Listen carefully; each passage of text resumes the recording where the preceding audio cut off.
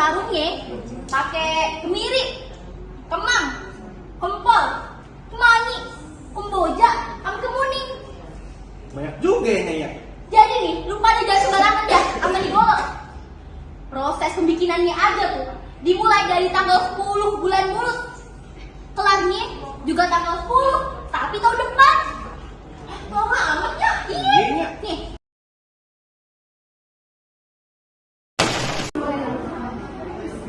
Cakep nggak kalau orang tahu cablak gitu. Ya, aduh. Ya. Saja berabad-abad lamanya.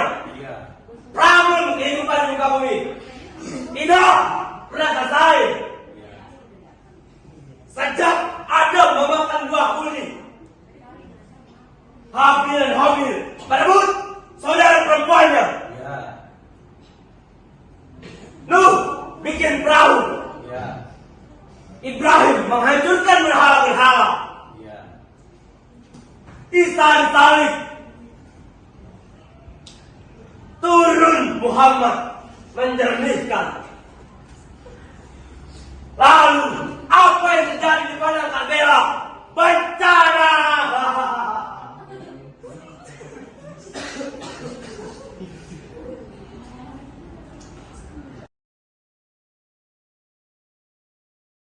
Ini semua, kecuali ada apa namanya pengajuannya dari kelompok penyanyi umpamanya, apakah dia ada di luar ini gitu ya, mereka siapin dari sana gitu.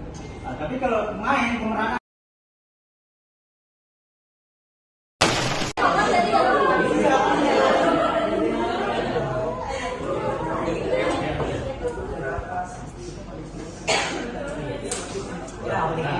gimana teman-teman penari tadi?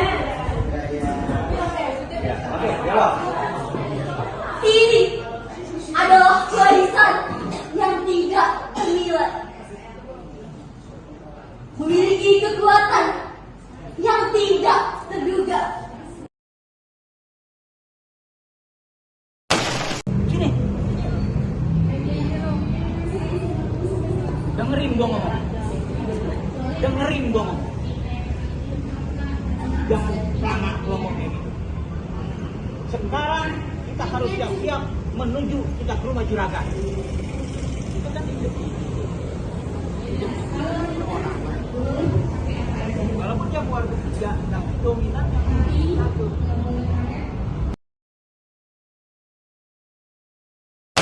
Pokoknya, ayah harus dapetin tuh golok gimana pun caranya. Ya, tapi dia dibeturin nanti kalau ini dibeturin kali majelisnya.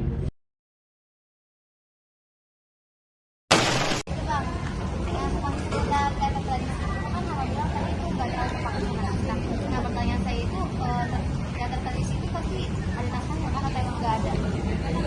Dia ada tapi dalam bentuk plot. Oh, hanya plotnya bukan dialognya. Iya, bukan dialog ya. Plot-plotan.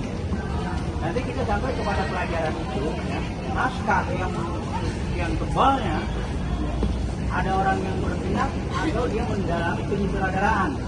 Dia harus menguasai naskah itu. Kayak apa di naskah?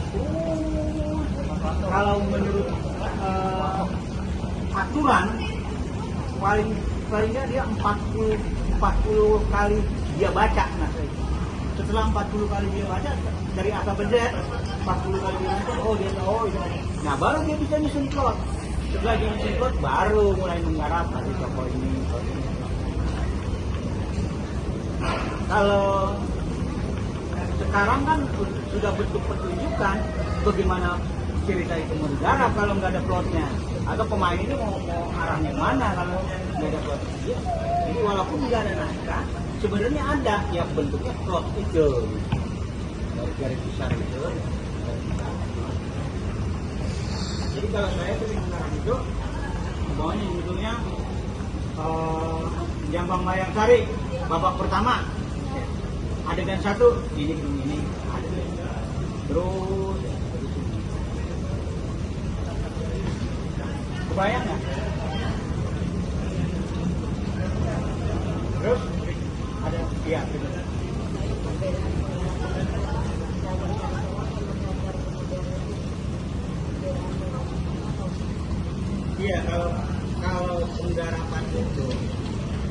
sama juga artinya kalau dia dari teater modern, dia tetap konsisten. Pokoknya kamu dialog ini setelah selesai titik mau masuk ke dialog ini, melangkah dulu 3 langkah baru masuk dialog itu. Nah, dia tetap konsisten. Berubah salah. Kecuali memang tadi adegan kita robah. Nah, itu ada berubah. Kalau sepanjang nggak ada perintah begitu, ya harus begitu ya. Apabila dia tidak begitu, ya salah. Nah, kalau di teater tradisi tidak begitu. Oh, langkah kemana gitu, pokoknya enak. Ini gitu, intonasinya pas. Ya, paling saudaranya bilangin. Ya, tambahin gitu ya. Tadi itu masuk jam tuh. Apa itu? Dia itu mempunyai baik modern dan tradisi, mempunyai akar yang kuat.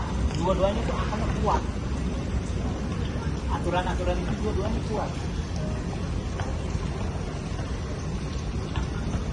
Bisa dipahami nggak? Ya, terus. Kan kalau misalkan teater tradisional itu kan kita emang bebas gitu kan mau berdialog apa.